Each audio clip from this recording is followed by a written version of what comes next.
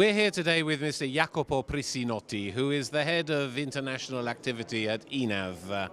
Thank you for speaking to us, Mr. Prissinotti.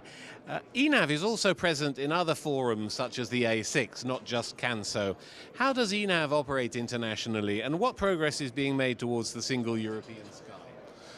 Thank you. ENAV operates with a wide international strategy. Of course, we are members of CANSO, and through CANSO we have developed most important relationships with the other European ANSPs, for instance, the other European ENAVs, which provide air traffic services in Europe.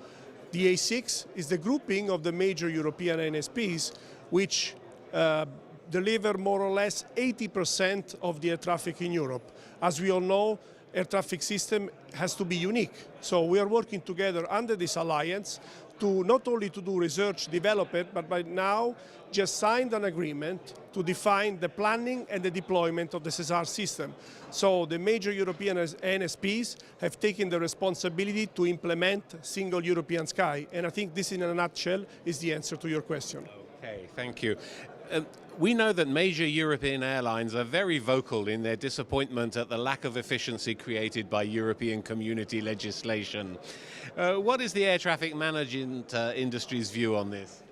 Well, our view is very simple. We need to rationalize the regulatory framework. An important effort is in place. What I said before in the previous question can be really strongly jeopardized if the regulatory framework does not become a support to our industrial initiative, but becomes a limitation.